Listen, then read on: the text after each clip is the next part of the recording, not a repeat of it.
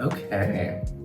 So it is the end of the year, and Alicia and I thought it was the perfect time to take a look back at 2025 and what we are calling our real estate wrap. Yes. 2025 wrap. Yes, wrapped. Wrapped. Like learning, Spotify. I'm learning. Yeah. I'm an older millennial here, if you can't tell. Yeah.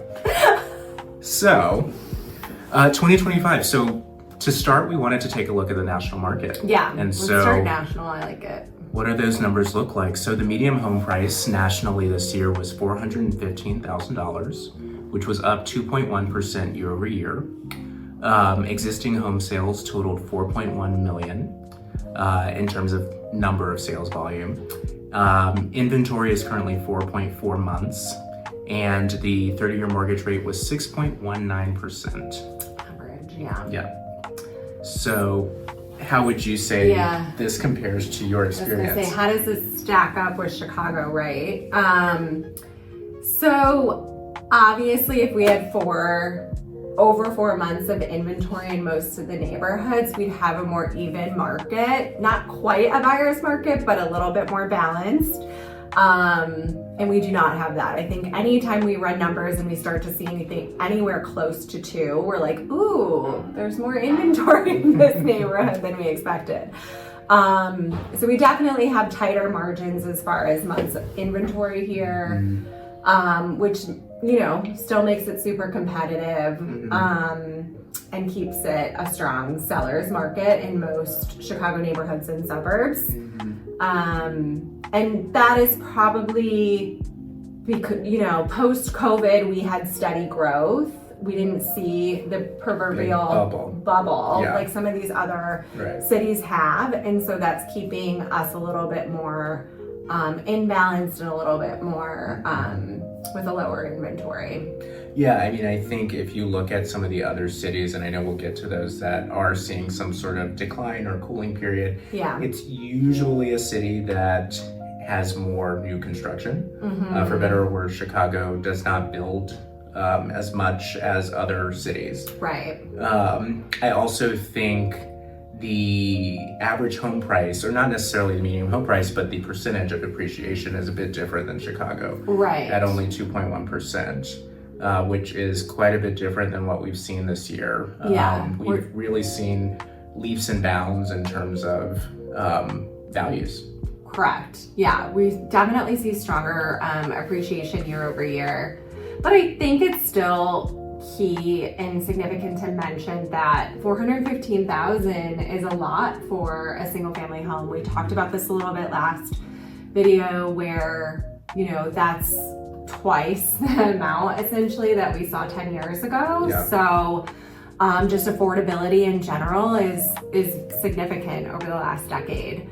And that's really been part of the conversation. I think that's honestly one of the hallmarks of this past year is the conversation surrounding affordability, because housing has become so expensive. Right.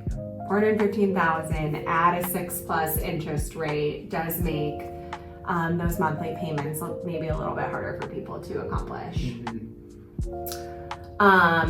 We mentioned that we're not seeing the bubble as much in Chicago, so we wanted to talk about which cities have had the biggest growth. The first one was New York at 6.1%. Chicago Metro, we want to keep it. Local here was 5.9, so that was that difference of nationally it's 2.1, we're seeing 5.9, significant appreciation. A little sleeper city here was Cleveland, Ohio at 4.7, then Boston followed at 4.1, and Minneapolis at 2.6. So those are the top gains. What do you find interesting about that? So I thought it was interesting that 3 of the 5 cities are all in the Midwest. So Cleveland, Minneapolis, and Chicago, which is in line with what we've been reading about the Midwest and sort of a lot of growth and price appreciation coming this way. Because historically the Midwest has appreciated slower than other parts of the country. I think New York is kind of a given. It's so expensive and there, you know, millions and millions and millions of people. And Boston also, I think, somewhat similar to New York in that it is a well-established, expensive, dense city. Right. But the Midwestern ones, I think, are really interesting. I agree. Yeah. Yeah, I was surprised to see, Cleveland and Minneapolis in there too, which is kind of cool. Yeah. So next we're going to talk about the markets that have cooled off the most this past year, and that's Tampa at 4.1%, Phoenix at 2%, Miami at 1.7%, San Francisco at 1.5%, and Dallas at 1%. And so again, we're talking about those bubbles. We know a lot of people moved to Texas. We know a lot of people moved to Florida. We know a lot of people moved to Arizona, or maybe just not even moved but got second homes in those warmer markets, no income state or income tax states.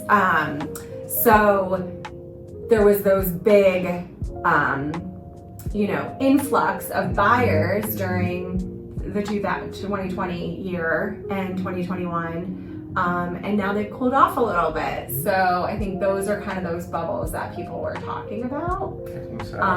And like you mentioned, the construction too. Mm-hmm. So obviously in Texas, they have a lot more land. They're building a lot more. So if you bought something in 2020 and you're trying to sell it 5 years later and the development's still developing, it might be harder to sell a 5-year-old home versus the one in the cul-de-sac down the street that's brand new. Right. And that, I feel like that's a great distinction between a market like Chicago and a market like a Tampa or a Phoenix, where our new construction in general is usually like one, not necessarily single unit, but like one project. Right. And so we'll see a new house built on one lot, and that's the new house. Mm-hmm. And then maybe a year later there'll be another new house down the street. But the idea of having, large subdivisions or big developments that create, tens or even hundreds of housing units isn't generally what we see here, unless it's in, a large building or something that's a big kind of multi-unit development. Right. And we see this, sometimes I see this in like the West Loop, for example, or even the South Loop are good examples of this. They're still developing, right? They're still building a lot in those neighborhoods.